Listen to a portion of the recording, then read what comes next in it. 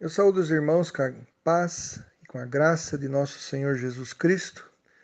Eu sou o pastor Fernando Galli e hoje nós vamos abordar nesse estudo o perfil das seitas, ou seja, como é que nós podemos identificar uma seita. Isso é muito importante para nós, porque como igreja corpo de Cristo, nós precisamos conscientizar os nossos irmãos não só sobre as verdades da Bíblia, mas também sobre como alguns estão no engano, como alguns pregam a mentira. É verdade que nós descobrimos a mentira conhecendo a verdade, mas Jesus não falou só sobre verdades, ele falou sobre as mentiras dos fariseus. Então, a Bíblia, ela demonstra a importância de nós conhecermos como o inimigo ataca. Por isso que ela narra passagens em que mostra como que o inimigo tenta deturpar a própria palavra de Deus. É o caso, por exemplo, da tentação que Jesus sofreu no deserto. Através dos meios pelos quais o diabo usou a Bíblia, através de uma argumentação falaciosa, nós possamos entender como é que ele usa as Escrituras para tentar provar as suas próprias crenças ou tentar validar os seus próprios argumentos contra o povo de Deus, contra a palavra de Deus e contra o próprio Cristo. Então, é importante que nós saibamos como o inimigo ataca, para sabermos também como vamos nos defender. É claro que a Bíblia é sempre a nossa regra única de fé e prática suficiente para nós, como igreja, aprendemos a verdade. Todavia, é através da Bíblia. E é através da Bíblia, tanto quando ela ensina verdades e quando as seitas manipulam as Escrituras para ensinar suas mentiras, é que nós vamos, então, saber como refutar esses argumentos. Bom, em primeiro lugar, é importante nós sabermos o que é uma seita. Seita, de acordo com o Dr. Walter Martin, no livro O Império das Seitas, na página 11, seita é um grupo de indivíduos reunidos em torno de uma interpretação errônea da Bíblia, feita por uma ou mais pessoas. Então, são grupos de pessoas que viveram entre nós, não eram dos nossos. Aí eles saem dos nossos e organizam um grupo que vai se centralizar em torno de interpretações errôneas das Escrituras. E a heresia é uma doutrina, é cada doutrina antibíblica defendida pelo grupo ou seita. É importante saber que a palavra hairesis, ela dá origem para as duas palavras. Ela se torna secta no latim, que vai se referir a uma seita, um partido, uma divisão. E também referindo-se a ensinos deturpados das escrituras, hairesis, que vira heresia. Então veja, hairesis se torna secta no latim, que dá origem à palavra seita no português. E hairesis vem direto para o português, significando heresia, se referindo a cada ensino errôneo de cada seita. Por que nós devemos estudar as seitas e suas heresias? Primeiro ponto é porque se trata de proteger o rebanho, pois alguns se desviam. Nós não sabemos quem vai ser salvo e quem não vai. Então nós temos a obrigação, principalmente nós que somos pastores, de proteger o rebanho de Deus. Em Atos capítulo 20, versículo 28 a 31, o apóstolo Paulo fala que surgiriam lobos vorazes que não poupariam o rebanho, e esses falsos mestres surgiriam de fora para dentro da igreja e fariam surgir também dentro da própria igreja ensinos de demônios, ensinos errôneos. Então, o texto mostra de Atos 20, versículo 28, para prestarmos atenção, e cuidarmos do rebanho de Deus, porque, claro, a Bíblia ensina que nós prestaremos contas a Deus. Em 1 Timóteo 4, versículo 1, Paulo alerta que nos últimos tempos surgiriam ensinos de demônios. Então nós precisamos conscientizar os irmãos em Cristo do que é seita, do que é heresia, como é que eles atacam, né? Para a questão de proteção do rebanho.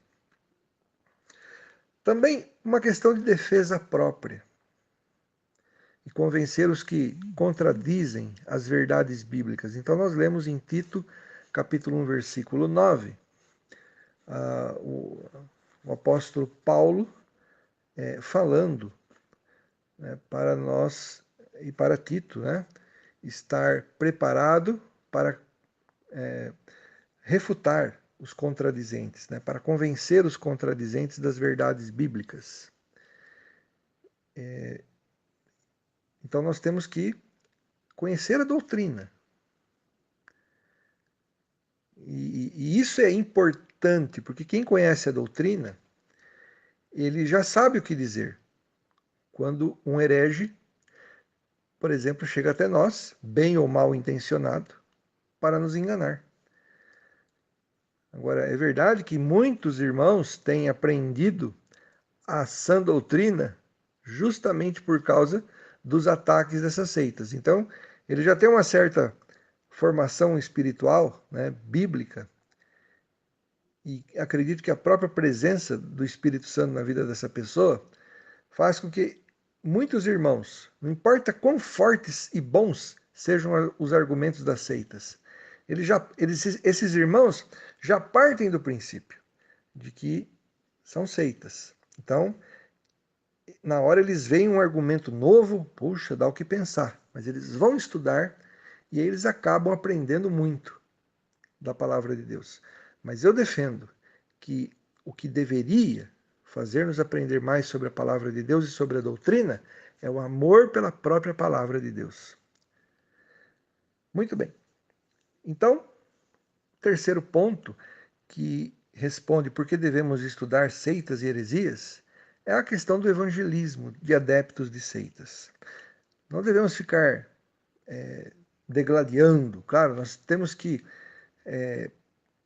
usar as escrituras para não apenas vencer debates, mas visando ganhar almas para Cristo.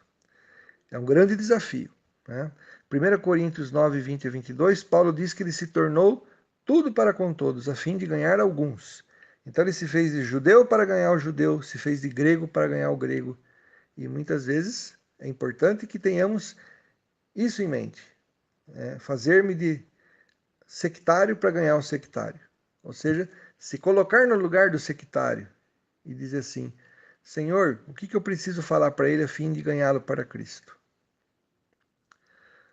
Bom, a questão agora que nós vamos passar a estudar é sobre como é que nós identificamos uma seita, ou seja, qual é o perfil desses movimentos.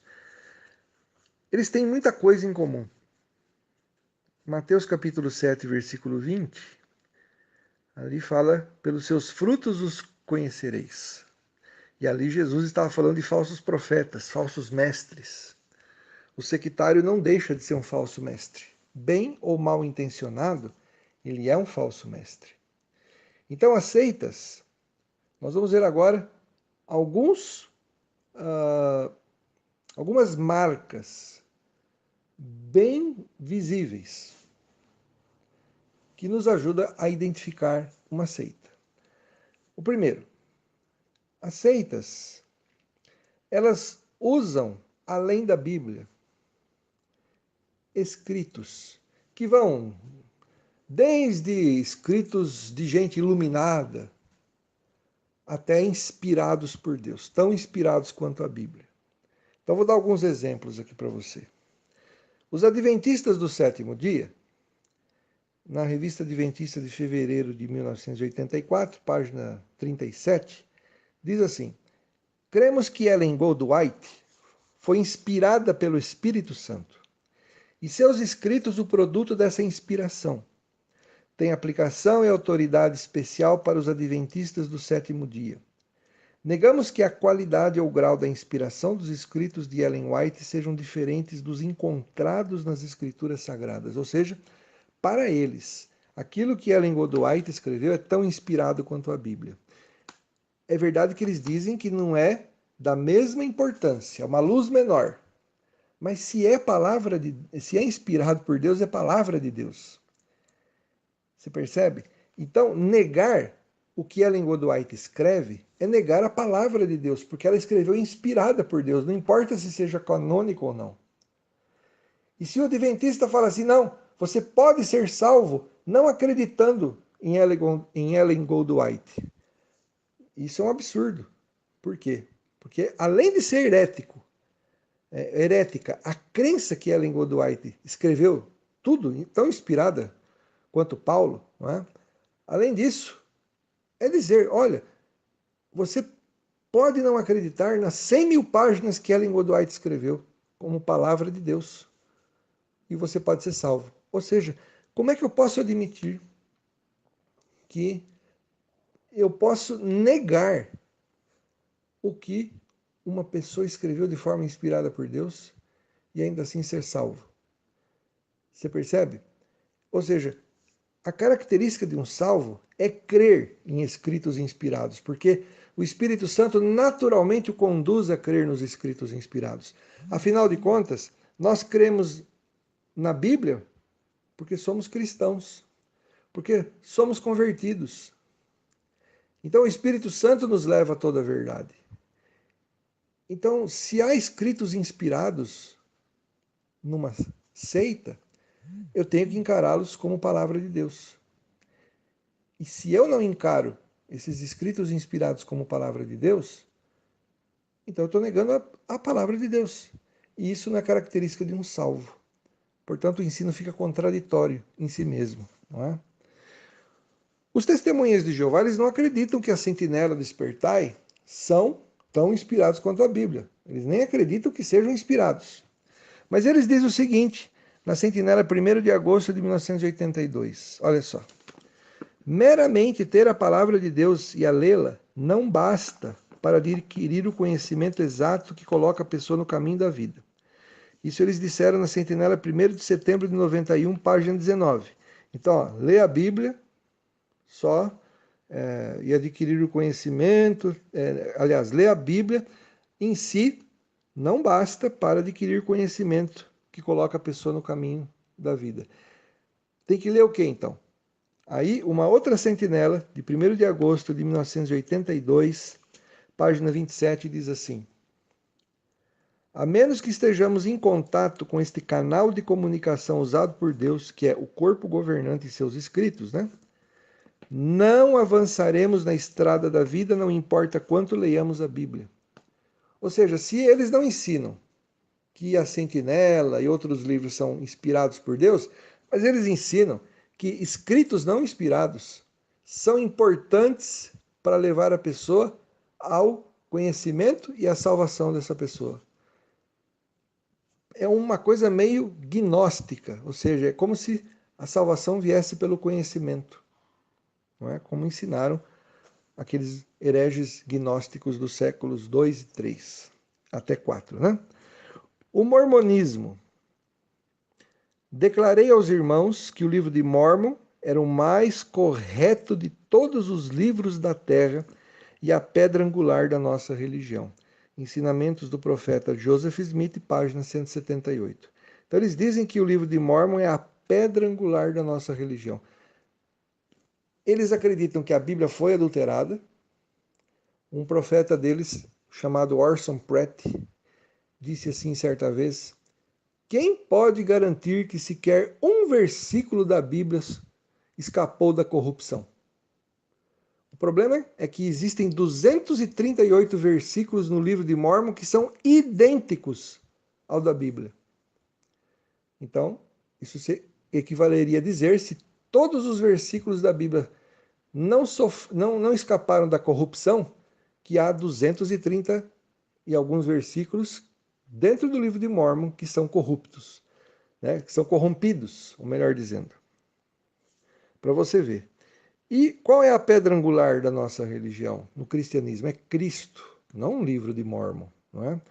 Então, e a própria história de como esse livro foi escrito já é um absurdo, né? Porque Joseph Smith Jr. teria recebido a visita de um anjo chamado Moroni, que o levou para um monte Cumorah. Ali ele recebeu as tábuas contidas os escritos sagrados em tábuas de ouro, em egípcio reformado, que ninguém sabe que raio de língua é essa. E aí ele não entendia o que estava escrito e ele usou uma cartola. Ele enfiava a cabeça dentro da cartola, com duas pedrinhas sacerdotais lá dentro, chamada Urim e Tumim. Essas pedrinhas brilhavam e davam a interpretação do livro de Mórmon.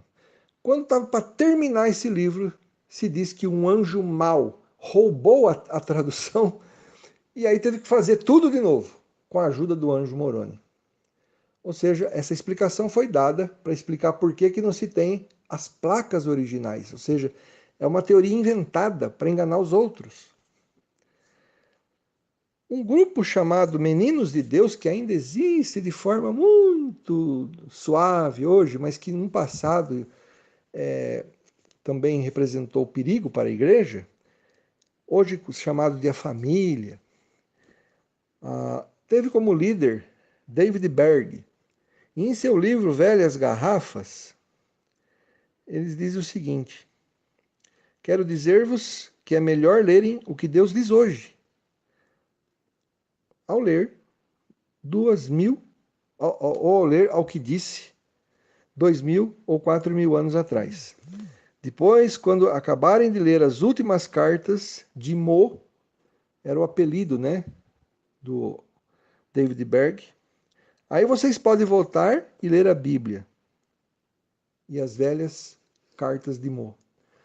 Então veja, para ele, para essa seita, aquilo que David Berg escrevia era como se fosse vinho novo, né? E aquilo que a Bíblia escreve são velhas garrafas, coisas antigas, né? Então é melhor ler as atuais. Essa seita usava, para você ter uma ideia, os escritos de David Berg para evangelizar jovens através do sexo. Sim, porque Deus é amor. Né? É um bando de ignorantes que não sabem que no grego a palavra amor, sexo, é eros. E amor baseado em princípios justos é agape. Para você ver que absurdo, né? Deus é amor, agape, e não eros. Muito bem. A Igreja da Unificação do Reverendo Moon. O livro O Princípio Divino, introdução na página 7, diz assim: a Bíblia não é a própria verdade, senão um livro que ensina a verdade. Portanto, não devemos considerar um livro de texto como absoluto em todos os detalhes. Então, eles negavam, por exemplo, que a Bíblia fosse um livro absoluto em termos de verdade, que pode ser questionado, eles acreditavam, né? Então, veja, as seitas, a gente viu até agora que eles ou creem em escritos inspirados, tão inspirados quanto a Bíblia, ou pegam escritos não inspirados e colocam como a chave para se entender a Bíblia e ser salvo, ou então já usam outro livro fora que não seja a Bíblia, considerando a Bíblia como se fosse um livro deturpado, ou então um livro com erros e falhas, geralmente reinterpretados ou descartados pelo profeta atual, pelo fundador e assim por diante. Né? Muito bem. Os espíritas kardecistas dizem assim, que a Bíblia não prova coisa alguma, nem temos a Bíblia como aquilo que prova algo. O espiritismo não é um ramo do cristianismo como as demais seitas chamadas cristãs. O espiritismo não assenta seus princípios nas escrituras ou na Bíblia. Não rodopia junto à Bíblia, mas a nossa base é o ensino dos espíritos, daí o nome espiritismo. Isso está escrito no livro A Margem do Cristianismo, página 214. Ou seja, o espiritismo acredita então que as verdades de Deus estão contidas nas revelações dos espíritos evoluídos, que não precisam reencarnar mais, ou que reencarnam para missões especiais. O catolicismo romano, ele ensina no catecismo católico que, além da Bíblia, a tradição e o magistério da igreja são tão inspirados quanto a Bíblia. E nós não temos evidência nenhuma disso. Então, a primeira característica que vimos é que as seitas manipulam o correto conceito sobre a palavra de Deus. O que nós acreditamos? Que a Bíblia é inspirada por Deus, conforme 2 Timóteo 3,16. Agora, os escritos religiosos nossos, eles não são nada inspirados, são o produto, sim, da iluminação do Espírito Santo, conforme o entendimento e a santidade de cada indivíduo na compreensão das Escrituras. Nós não tratamos esses livros teológicos, por exemplo, como sagrados. E muito menos acreditamos que eles têm algum poder de substituir em nada a Bíblia. A Bíblia é a nossa única regra de fé e prática.